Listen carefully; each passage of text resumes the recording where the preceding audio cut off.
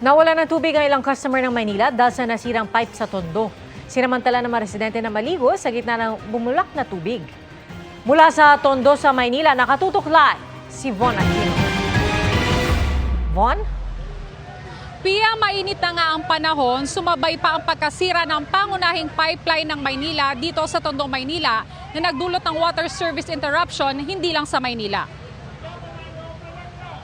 Nagmistulang Wata Wata Festival sa panulukan ng Santa Maria at Coral Street sa Tondo, Maynila kung saan isinasagawa ang leak repair works sa mga major pipeline ng Maynilad. Bumulwak ang tubig sa gitna ng kalsada kaya't sinamantala na ito ng mga residenteng nawalan ng tubig. Ang ilan, kanya-kanyang dala ng mga container. Ang iba, pagkaigib, ibinuhos na sa katawan. Ang bahay naman ng isang residente binaha dahil sa pagtagas ng tubig sa kalsada. Ayon sa Maynilad, nagkaroon ng emergency pipe breakage sa pangunahing water pipeline nila sa Santa Maria at Coral Street. Kaya maaring nakararanas ang ilang customer sa mga bahagi ng Manila ng low pressure hanggang sa walang tubig. Apektado ng water service interruption ang ilang bahagi ng Maynila, Pasay, Parañaque at Las Piñas. Maging sa Cavite gaya ng Bacoor, Cavite City, Imus, Kawit at Rosario.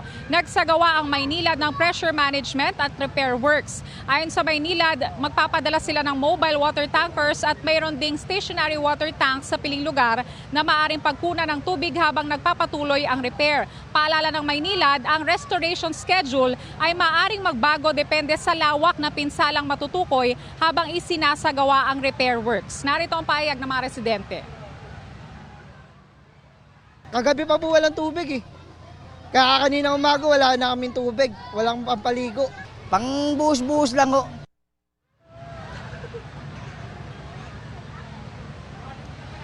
Ayon sa Maynilad, posibleng maibalik ang serbisyo ng tubig mamayang alas 11 ng gabi pero imomonitor pa raw nila ang sitwasyon at magbibigay na lamang sila ng update sa kanilang mga social media pages. Pia?